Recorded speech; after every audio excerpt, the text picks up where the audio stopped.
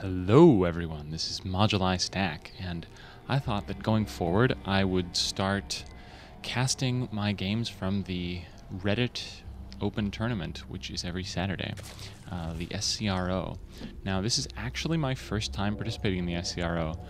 I've kind of wanted to participate for a while, but the fact that I actually have to be available sort of before noon on Saturday is a little annoying, because of course other things also happen on Saturdays. But I am going to try to participate more in the future, and thought it would be interesting for my viewers to see some of the games that I'm playing in this tournament. So this was sort of a funny game. This is the very first game that I have ever played in the SCRO, and I'm not going to spoil the outcome just yet, but it was kind of funny because I actually got a bye for the round of 128. I'm not sure why I got a bye. I don't know if they use any kind of logic in giving people buys. Possibly the fact I'm in Master League contributed to that. Not sure. But I was kind of happy about that, because the early rounds are a little bit stressful because they are best of one. And yeah, the round of 128, the round of 64, and the round of 32, they're all best of one. So pretty easy to get eliminated. As you see, he wants to block my expansion here, but is not going to be able to do so for very long. Anyway, I looked at the brackets, and I determined that the only opponent I could possibly face, if I won this game, the only opponent I could possibly be facing, basically all three of the possibilities were Diamond League players. And I am super confident against Diamond League players. Oh, really nice supply depot lift there. I'm super confident against Diamond League players, so I knew that this game was really important. I knew that if I won this game, I was almost certainly going to make it to the round of 16. So this is a little bit stressful, I think, for a first game in my first tournament since the beta, actually. But in any case, this guy, the Doctor, he is a Master League Terran, so I was anticipating, well, the usual Terran aggression, because that is absolutely how you win games as Terran, being very aggressive. So he's pulling 3 SCVs, so the sort of problem with this, let me just pause this for a second, this creates a real burden on the Zerg as far as scouting goes. He pushes out with 3 SCVs, and you kind of have to follow him to protect the base. It's a little hard to sort of sneak a guy around to scout what's coming out. In other words, it's really hard to know how much he's going to commit to this attack. For all I know, every single one of his SCVs is coming, so it's a kind of tense situation. You don't want to pull too many drones, because you don't want to sort of get yourself into a real economic shithole, I think is the word I'm looking for. He has pretty good control here. He's really not letting me do anything, and is just trying to keep my drones from mining right now. And he's going to pull back for now, but as you can see, he's continuing to reinforce with more and more Marines. Whoops. And has that orbital command up. So my Zerglings come out.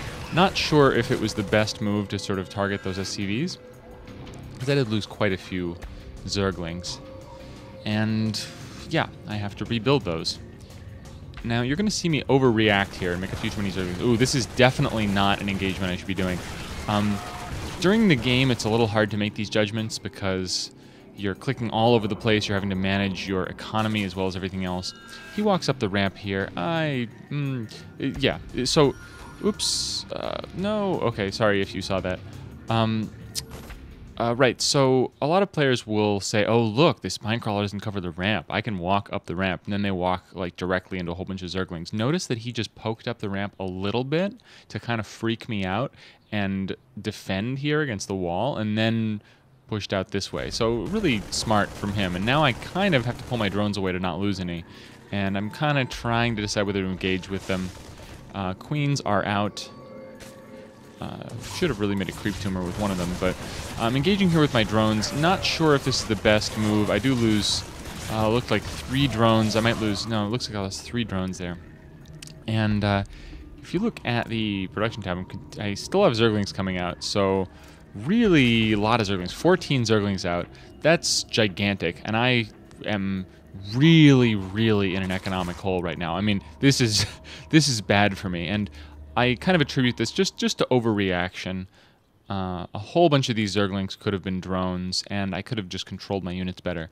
But, I mean, this kind of opening does make you see just why Zergs complain a lot about maps. I mean, the fact that we're in such close positions, and this 2 barracks opening, which even Blizzard is not sure if it's imbalanced or not. Dustin Browder has said this in interviews. They're not quite sure yet whether it's too unfair to be included in the game.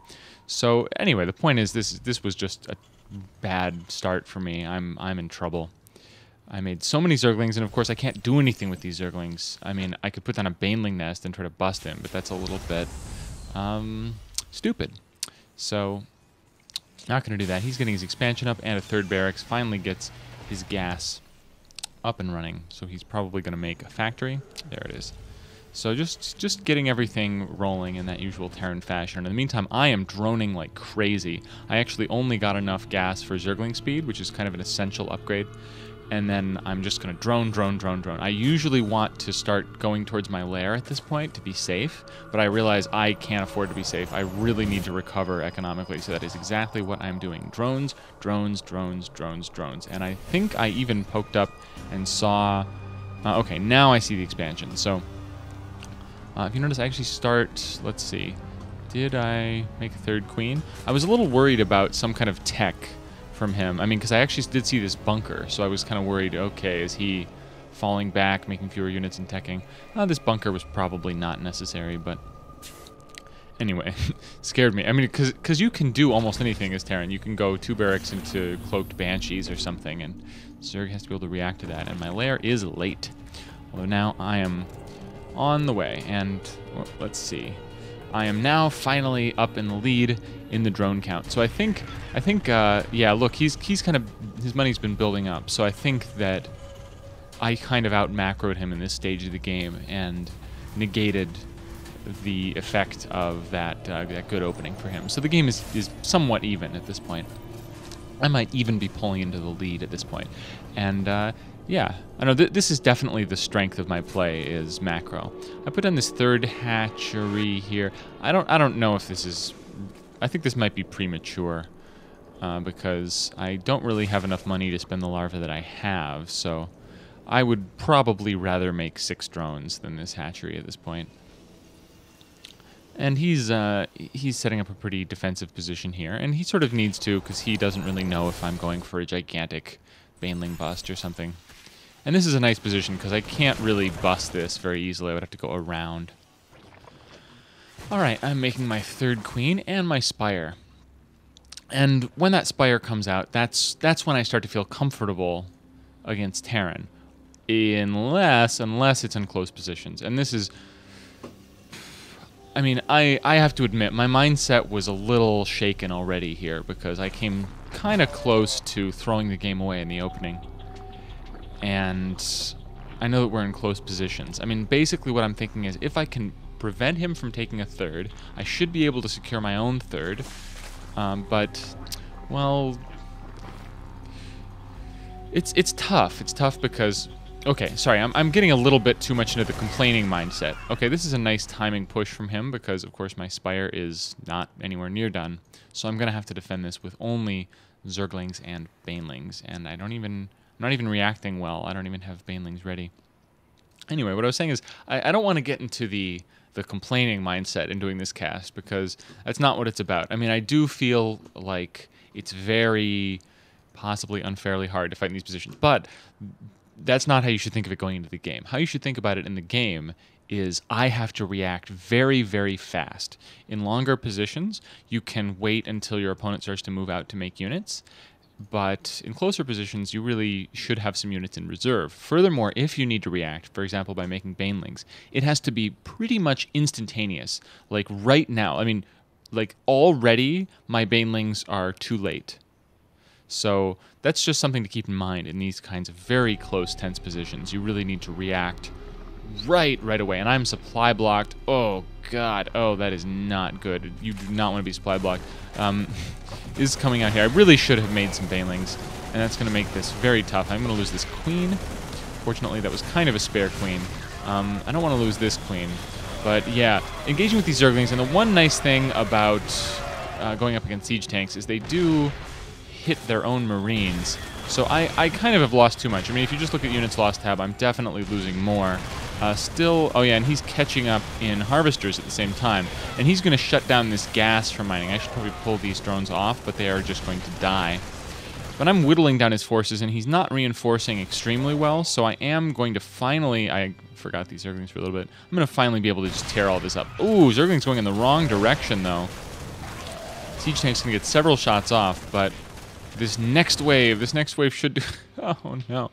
Yeah, so I'm just kind of not having very great control here in cleaning this up, and that's something you should sort of do in a very timely fashion. I am, on the other hand, making a ton of Mutalisks, and that is going to really put me back in control of the game. He sort of senses this as well, and this is a sign of really strong play. He knows those Mutalisks are going to be out any second, so he doesn't want to have this force out in the open where, well, honestly, 8 Mutalisks could just crush that. So he pulls back, smart, and I am going to probably want to re-drone, completely resaturate, and take this expansion up here. And notice the timing of this. Basically, at the instant I get map control, I'm expanding. I may have even wanted to send that drone out a little earlier. Because if you expand before your Mutalisks are out, then he just sort of like sends a couple Marines up, and whoops, it's all dead. So what's he doing right now? This is a fairly normal Marine tank look. He's getting a Thor out, which is nice Mutalisk defense. Couple turrets out. This is just a very clean and efficient defense here. And the fact that Thor is there and he's kind of in a defensive position means it's going to be hard for me to do much damage. I'm being kind of conservative with these Mutalisks because I know I need them for defense as much as I need them for harass right now.